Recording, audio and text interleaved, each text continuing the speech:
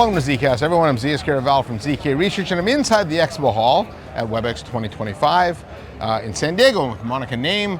You're on the Collaboration Sales Team. I am. Yeah, Monica, I think last time I talked to you was a year ago. It was exactly a year ago today. Yeah. So that's exciting. Now, one of the reasons I like talking to you is, in addition to being a smart person, in your role, you talk to a lot of customers. I do. Yeah, and the theme of this event was obviously AI, right? In fact, G2 talked a lot about in his part of the keynote how there's two types of companies, ones that use AI and ones that are going to fall behind, right? Yeah. So I'm curious, in your conversation with customers, where are they with AI today? Are they really excited about it? Are they scared of it still? I think we're across the emotional spectrum with it. I think a lot of customers are really excited, but they're still trying to figure out how they adopt it and get their employees to adopt it, because as you've seen, there are a ton of different tools out there that are not necessarily regulated by the companies, and everyone's trying to absorb all of this stuff, and then company data is getting lost, and so they're excited, but they're also trying to figure out a way to really put a bubble around it and protect the company's assets. Yeah, I'm still waiting for the first earnings call where somebody misforecasts and says, well, my AI agent said this is what we're going to do, right? It happens, yeah. It's going to come, right? It will. Yeah. Now, one of the things that in the keynote, I think it was very visionary, which I liked, where they talked a lot about the evolution of AI and the evolution of work, and they're really part of the same thing, where historically it's been people talking to people. Now we're in an era where we have people talking to agents. And in fact, I think one of the things G2 said was that we're all going to be kind of the supervisor of a bunch of agentic agents, and eventually we're going to have agents talking to agents. So in 3 years, the ZKast agent will talk to the Monica agent, and we won't actually do one of these, right? So, and I'm curious, is that aligned with what you're hearing from your customers? It is. I think we're eclipsing more of the agentic AI, to your point. We have a lot of companies adopting more of that management of like these AI agents and humans, but they are leaning more towards the AI, but it's only as good as the data that their company has put into, and so that's kind of where they're a little stuck right now. Yeah, and so how is Cisco helping them unstuck their position on the data? Because I do hear that too. Yeah. Security is number one, and data is number two. Yes. And I think Cisco's got a strong play in both of those, right? I do. I think we have a really good play. I'm not sure the keynote this morning, I know you're right up front, but we've announced a lot of really exciting things about ways just to make everyone's life a little bit easier. And so it's really working with all of the things that are going on in your meetings and your notes, and trying to understand what's happening, or really picking up on the sentiment and the tones and conversations to create polls as simple as, hey, I think this meeting needs to move back an hour, or just even with like the experience when you go into the contact center and helping an agent access information a lot faster, whether it's somebody's calling in about benefits or all these changes, and just having everything at their fingertips and making sure that it's qualified and more thorough than it used to be. Yeah, and so in the keynote, were there a few of the announcements that you're like, yes, that's going to be a home run for me? So you know what, it was a lot of the stuff we were announcing in the contact center, but I'm also a sucker for anything we do that's device related, and so that I, like the 26 for the Room OS, I was like, oh, it's beautiful, it's clean, we could do a clean commercial. So I love when you can walk up to something, because what my leader actually says is best, but collaboration's an emotional purchase, and so when you can see it and you can touch it, you can use it, they'll buy it. So this is an interesting thing that you bring up, and I'm glad you brought up the devices, because I know Cisco's aligned their product along three categories: AI-ready data centers, future-proof workplaces, and digital resiliency. And to me, it's really the future-proof workplace is the AI workplace, and we think of that as routers, switches, right? Things, access points. But the device is a critically important part of that, especially the Cisco device that's got Thousand Eyes integration and things like that. And so to talk about that, when you talk to customers, do they think about the device as part of that, or is this still part of a learning process? I think it's still part of a learning process. I think they see it on the desk and it's a tangible thing, but I don't think they fully have grasped the role that it plays, or to your point, like we always say it's like a Trojan horse. Once it's on the desk and people see it, they love it and they learn it and they want to adopt more of it. And so we have some customers that are fantastic at like making sure that, one of our customers that's here has over 400 devices in their environment, right? And so they're an avid user of our devices, but you have some that are like, they just don't necessarily see it as, to your point, the future-proof workplace yet. And it's really about that distance zero thing that we're trying to get to people. They're people that I've never actually met in person. And they're like, hey, like we've known each other for 8 years, and we realize we've actually never met in like a physical environment, right? So I think we have some customers that are still eclipsing that, but it's definitely gaining fire. Yeah, well, and I do think that's an important thing for Cisco, is to help customers think about the device and the endpoint as part of the overall experience, because these things, for those that aren't really familiar, they're loaded with a bunch of telemetry information. It can detect how many people are in a room, humidity. All this stuff, and it really is, it's become an environmental sensor. And so even if you don't use it as a device. In fact, I think some of the integrations you've got now with Copilot and Zoom solve a lot of problems in the areas of interoperability. In theory now, you could actually turn the device on, capture data, and then flip that information over to Copilot. And so for your Microsoft customers out there, Webex can actually help you get more bang for your Microsoft dollar spent. Sure can. We're all about making sure that we're really, like, if you have those things in your environments, we want to work better with you, right? And I think G2 said it best on stage today, that we're not naive, that we're going to, there's going to be always a multi-vendor strategy, and so we're really trying to make sure, to your point, that we're helping everybody capitalize on their investments. Obviously, we'd love to win every day and all day, but we do partner very well. Yeah, and the other part of the Cisco go-to-market now, I think, where I've seen a big change since the 14 months since G2's been the Chief Product Officer, is the rise of the platform. Right, and I think this is an area where historically Cisco had good products, but it was really just a collection of random products. And now, it was very siloed. Yes, now, so if I want to build a contact center, I need to make sure it's secure. I need to make sure I can manage the performance. Reliable. And so, so all of the Cisco products actually lead to that. So talk about the platform strategy and how that's helped you really bring more value to your customers. Absolutely. We're really focused on the one Cisco story, and I think I came from the portfolio side of the business, so I understood the value of that, but not everybody who has come in through acquisitions and everything like that, they all just kind of see the tunnel that's ahead of them.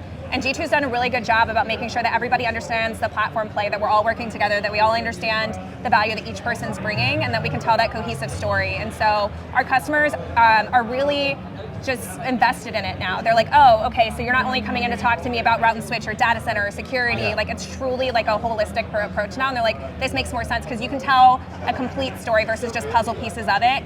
And so I think it's our customers are really understanding the value now, which has been really wonderful. Yeah, to me it's a lot like, and GT uses this analogy all the time, which I think he stole from me, but the Apple ecosystem. Right, I've got iPhone, Apple Watch, iPad, MacBook, but I can't now switch. Because, we're too invested. Right, because the experience of being able to do all this stuff together works so well. And I think those magical experiences maybe aren't quite here yet. They're gonna be. Right, and you're starting to see it, and I think one of the areas you see is in AI Canvas now, from a troubleshooting perspective. Think how hard it was before to troubleshoot a poor performing call. You'd have to look in Thousand Eyes, you'd have to look in DNAC, you'd have to look in Control Center. Now a lot of touch points. And now with the AI Canvas, it pulls all that together, right? And so that's, to me, a very basic, magical experience, but that's come a long way quickly. It has, and I think anything we can do to make our customers' job simpler and easier, and to your point, where it's all cohesive and all works together, that's really what G2 and his team have really put together for us. And when that experience is there, it makes our jobs a lot easier to make sure that we're in front of the customers and creating, to your point, that magical experience. All right, and so to wrap up Webex, positive experience. And this is one of the best ones I've been to in person. They really outdid themselves this year. Well, certainly the energy levels here. In fact, and I think part of that reason is I think AI is now at a point where we've talked about it for so long. Now it's time to actually put it into motion. And so I just interviewed one of the banking customers here, Bank First, and he was saying that now they're really aggressively trying to roll the AI agents out to their customers. And so the time for talk's over. It's time to deploy, right? Okay. Absolutely. Okay, now I want to shift gears a little bit, and actually, I was wrong. The first time I met you wasn't at WebexOne. It was a Global Citizen. It was a Global Citizen. And you were there representing Covenant House. I was. And Cisco had just announced a new investment in that. And the reason I want to talk about it is because you're actually on the board of Covenant House, Pennsylvania. I am, yes. And so those maybe aren't familiar with Covenant House. That is, what is that? It's a beautiful organization. So we really focus on homeless youth, and so which you were one. I was a homeless youth. At the age of 16, I had nowhere to turn, and organizations like Covenant House saved my life. They're all about making sure that they rehabilitate youth. They help them. They give them emotional support, physical support. They help get them on their feet. They feed them, and it's all unconditional. And so this organization is truly just there to provide for these youth that have never had a good experience, right? Whether they were kicked out by their families because of drug use, like my mom was, or whether they were kicked out because of their gender or identity, or just whatever the cause may be. It's a place to turn. It's a place to turn. It's a place where you don't have to. I grew up in North Carolina, and it was a lot of things where people if you took something from them, you had to give something in return. So it's either you have to come to our church or be a part of our congregation, or Covenant House isn't like that. It's all unconditional, and they truly just want to see these youth be the best versions of themselves. And so it's a privilege and an honor to sit on their board and just have the opportunity to be at a phase in my life where I can give back to these youth. Yeah, and so what are the kinds of things you guys are working on now? I know you got the sleepout coming, right? Yes, we have the sleepout. So Covenant House, Pennsylvania just announced their sleepout at the Philly Stadium. It's November 20th. So if you want to sign up, find out how to reach me. But it's really great. So we have the November 20th sleepout. That's where we do a generous portion of our fundraising. And then we have other events like throughout the spring, but the 20th is actually across all the United States. And so there's like 50 some locations that are gonna be participating in this. And so a great opportunity to give back if you really want to. Are you gonna sleep out on the field? We're sleeping out on the field this year. This is the first time. Normally we're on the streets in Philly, so we got a little bit of an upgrade this year. But this year it's in the Philly Stadium. I welcome you to join me. Yeah, and October 20th? November 20th. November 20th? Yeah. It's a little cold in Philly. It's a little chilly, but I mean, I'll tell you what, it's for the kids. If I'm not traveling, I'll come down. I would love and it. do that. And the goal of that though is to just show people one night what it's like to sleep on the street, right? Yeah. So it's overall goal is to raise critical funds needed for these youth, but then it's also to give people an in-depth experience of what this is actually like. So to not be able to sleep throughout the night, to understand what it's like to be in the cold or the elements or be exposed or have people around you maybe where you're not really sure like who they are or what's happening. But these kids face it way worse. So it's really insightful too, because we have youth that come and share their stories and that really just want people to understand that like they're trying their best to get back on their feet. And I will tell you one thing that I learned a long time ago is I had people look at me and they're like, oh, you were homeless? Like shocked by it. And I'm like, homeless has no discrimination. And that's the part that people don't understand. And so homeless doesn't look like the people that you see sleeping on the street. It could be anybody who's just trying to fight to live a better life.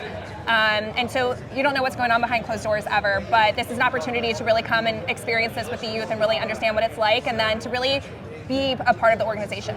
Yeah, and when people go through that, especially people like me that maybe live a pretty privileged life, right?